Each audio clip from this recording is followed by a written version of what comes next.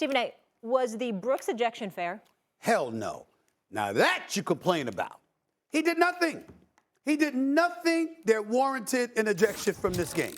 And at some point in time, listen, we all love the league. We all support the league.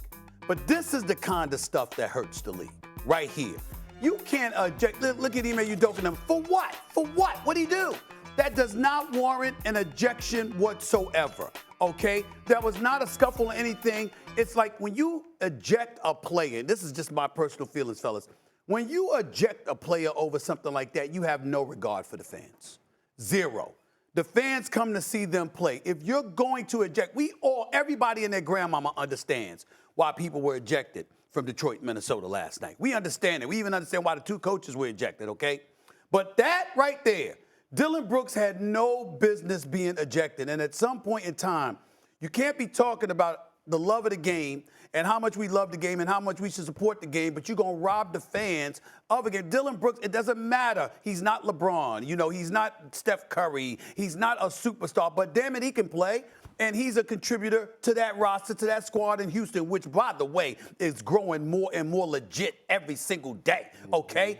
To eject him over that is utterly ridiculous. And at some point in time, there has to be a heightened level of sensitivity on the part of the officials. Just take the moment. If this was back in the day with the Joey Crawford, Steve Javies of the world and others, they'd have gave him a second look. They'd have looked at him like, you better watch your mouth.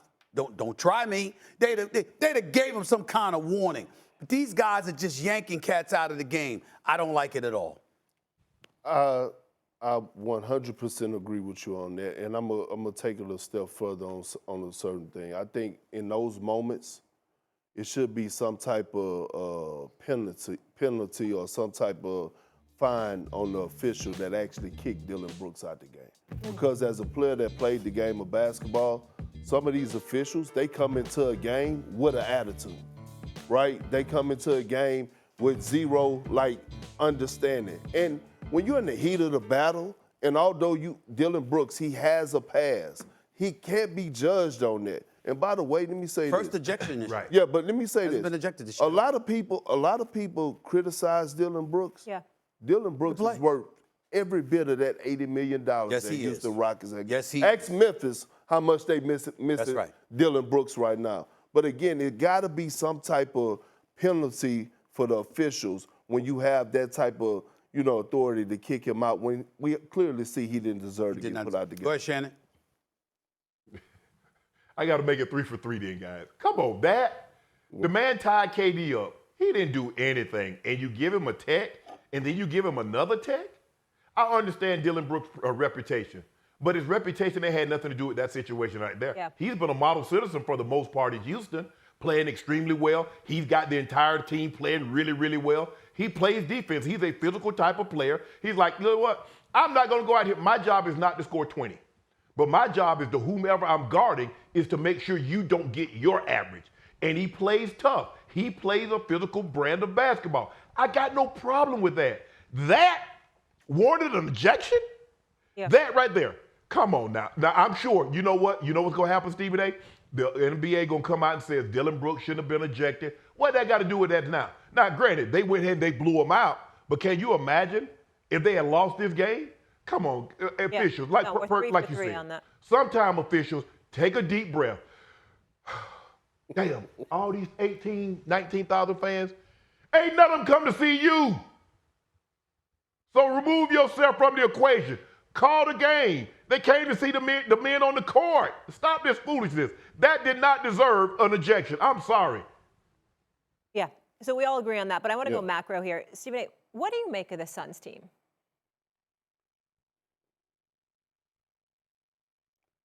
The Phoenix Suns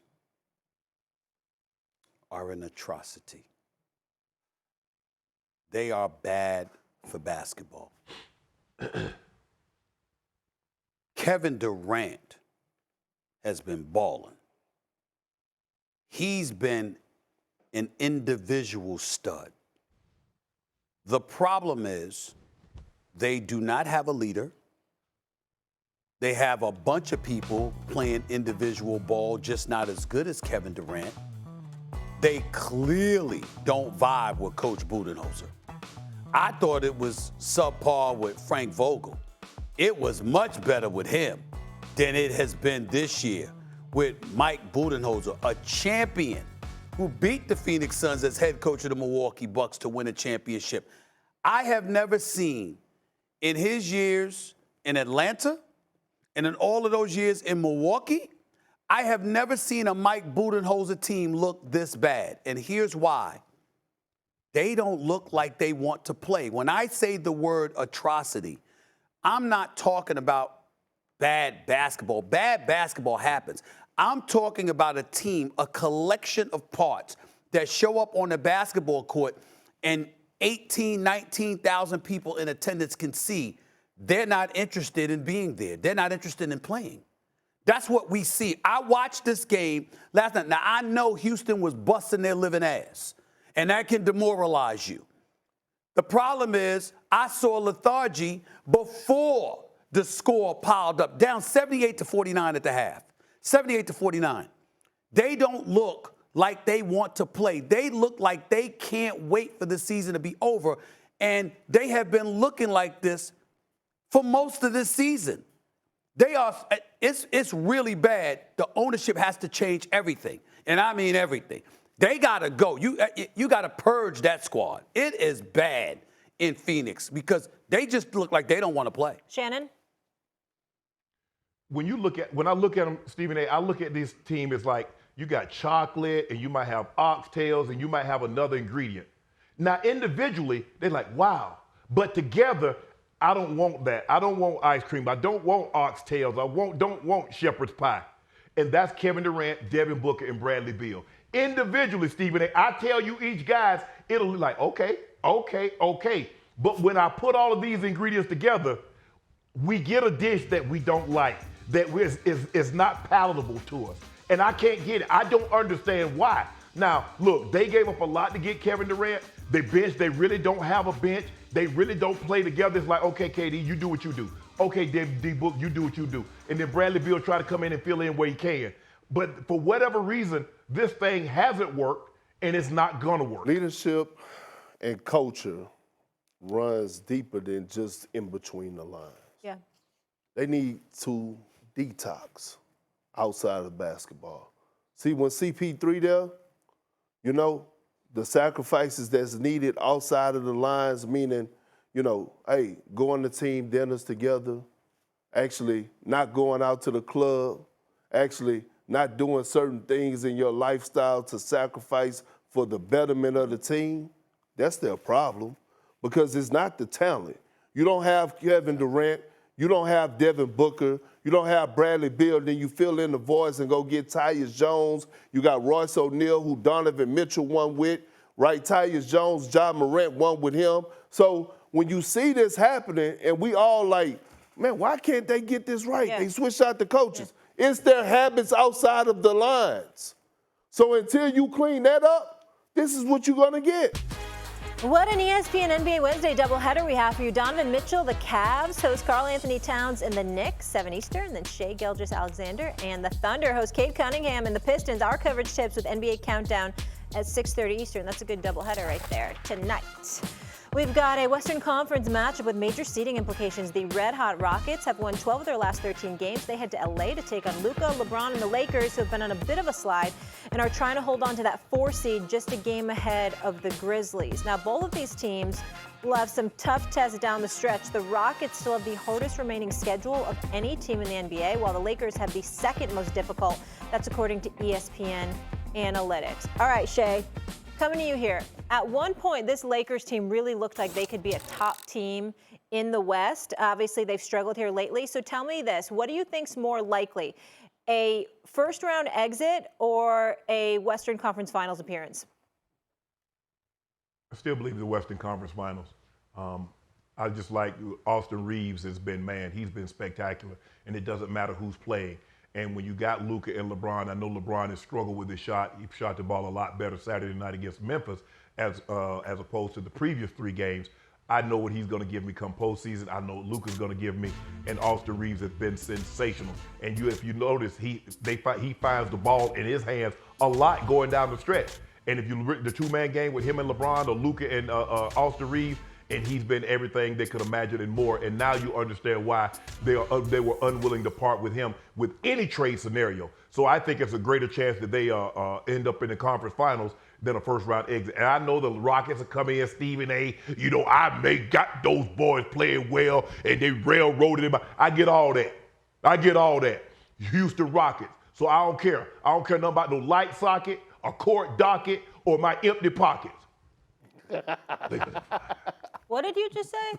A light socket, court document? What do you, or empty pocket? Yeah. It don't matter. I love it when he does that. Lakers are fine. Listen.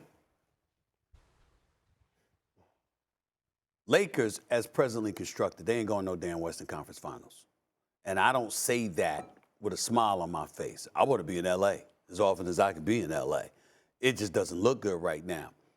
As a fourth seed, when you look at the Los Angeles Lakers, it's the answer to this question. I have to pick the conference finals because I'm picking them to get out of the first round because I believe they would beat Memphis, okay? Which is who they would play if the playoffs or your in Clippers. the day. Well, okay, that's fine, but I wasn't thinking about the Clippers. I was thinking about Memphis as the 5 seed. Okay, I'm just checking. All right, when you look at Ja Morant right now, career lows, Perk, career lows, in field goal percentage and minutes per game, and the 22.3 points he's averaging is the fewest since 2021. Now, for those that out there that are to be quick to try to blame Taylor Jenkins' dismissal on him, keep in mind that although Ja Morant had a problem with the system and he vocalized it, wanted more pick and rolls as opposed to their motion offense, etc., that wasn't a mandate by Taylor Jenkins. That was a mandate that was brought down by the front office. So it wasn't Ja Morant complaining about the coach as much as it was Ja Morant just complaining about the system itself and whoever was responsible for that system, because it appears it wasn't Taylor Jenkins.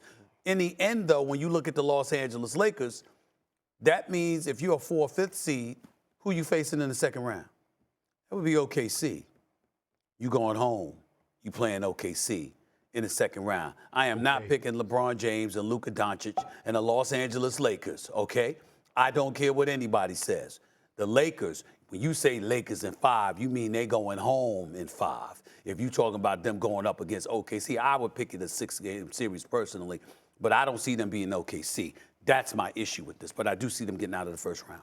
Well, they're not going to beat OKC. They're going to they're going to get out of the first round. But why we got Western Conference Finals? Why I thought when you talk about LeBron James, it's finals, right, Shannon? I haven't thought about him in the finals. Shannon, I thought when you talk about LeBron James, it's finals. Hell, Luka went to the Western Conference Finals. But I just answered the question. Luka went to the Western Conference. Luka went to the Western Conference Finals with Jalen Brunson as his guy. He went to the finals with Kyrie. He can't get to the finals with LeBron James? The answer is no. Now you keep up here, you keep disrespecting the Oklahoma City Thunder, and I'm gonna tell you, and I'm gonna give you an opportunity right now to backtrack. No, it ain't no M5, bro. It ain't no M5. It's OKC and it's everybody else. Now I will say this.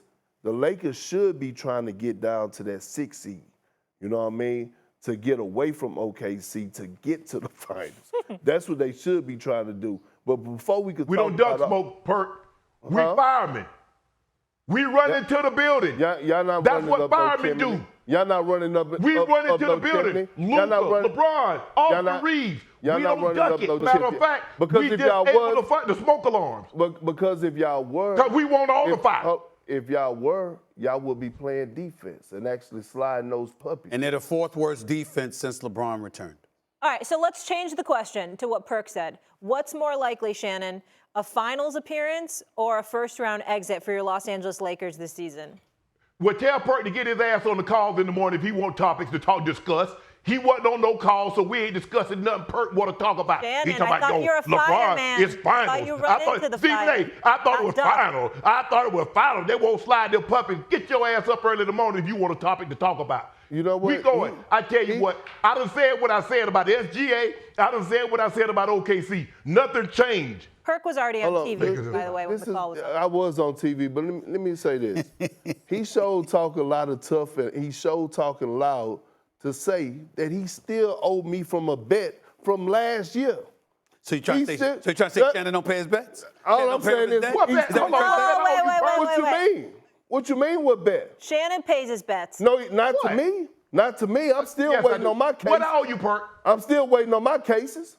Am I lying? I got you. I got you. Okay I then. got you. Okay I got you. then. You're right. Okay. You're right. Okay You're then. right. I got you. Right. Yeah. I will say one thing. Shannon pays got off you. his bets. Wanna try to bust at what I look like. Keep them down, try to wear, I pull up long range. Jimmy with the heat, I'm on fire. It's NBA over here,